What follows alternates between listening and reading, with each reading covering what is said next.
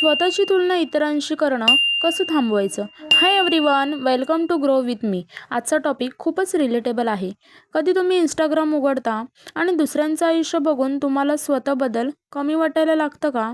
ती माझ्यापेक्षा सुंदर आहे, तिचं करिअर माझ्यापेक्षा चांगलं आहे, तिचं रिलेशनशिप किती परफेक्ट आहे आणि मी मात्र कुठेच पुढे जात नाही आहे. जर तुमच्या मनात असे विचार कधी आले असतील तर हा व्हिडिओ तुमच्यासाठीच आहे. आज आपण बोलणार आहोत स्वतःची तुलना इतरांशी करणं कसं थांबवायचं. सगळ्यात आधी एक गोष्ट समजून घ्या, सोशल मीडियावर आपण लोकांचे पूर्ण आयुष्य पाहत नाही.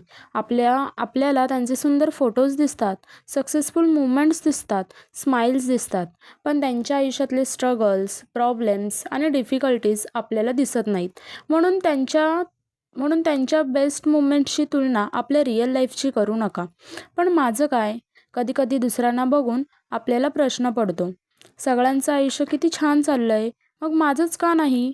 पण प्रत्येक व्यक्तीची स्टोरी वेगळी असते. कुणाला सक्सेस लवकर मिळतो तर कुणाला थोडा वेळ लागतो. याचा अर्थ असा नाही की तुम्ही मागे आहात. तुमचा प्रवास फक्त वेगळा आहे, तुमची जर्नी वेगळी आहे. आपण प्रत्येक गोष्टीची एक ठरलेली वेळ असावी अशी अपेक्षा करतो, पण खरं सांगायचं तर चांगल्या गोष्टींना वेळ लागतो. एखादं फूल आज उमललं नाही म्हणून ते कधीच उमलणार नाही असं होत नाही ना. तुमचंही तसंच आहे. घाई करू नका, तुमची वेळ येईल. स्वतःशी तुलना करा. स्वतःला विचारा, मी कालपेक्षा आज थोडीशी बेटर आहे का? मी काही नवीन शिकले आहे का? मी माझ्या गोलसाठी एक पाऊल पुढे टाकले आहे का? जर तुमचं उत्तर हो असेल तर तुम्ही प्रोग्रेस करत आहात. प्रोग्रेस छोटा असला तरी तो प्रोग्रेसच असतो. आपल्याला नेहमी परफेक्ट व्हायचं असतं, पण परफेक्ट होण्याच्या नादात आपण केलेली छोटी प्रोग्रेससुद्धा विसरतो. कदाचित आज तुम्ही फक्त 1% इम्प्रूव्ह झाला असाल, पण त्या 1%ला कमी समजू नका. तुमचं लक्ष परफेक्शनकडे नसावं, तुमचं लक्ष प्रोग्रेसकडे असावं. स्वतःवर प्रेम करण्यासाठी सुरुवात स्वतःवर प्रेम करण्याची सुरुवात होते ती स्वतःला एक्सेप्ट करण्यापासून. तुमच्यात काही कमतरता असतील, माझ्यातही असतील, पण त्यासाठी स्वतःला द्वेष देण्याची गरज नाही. तुम्ही जसे आहात तिथूनच स्वतःला इम्प्रूव्ह करण्याची सुरुवात करा. स्वतःला बदलण्यासाठी स्वतःचा तिरस्कार करण्याची गरज नाही. आणखी एक महत्त्वाची गोष्ट, तुमची व्हॅल्यू दुसऱ्या व्यक्तीच्या सक्सेसने कमी होत नाही.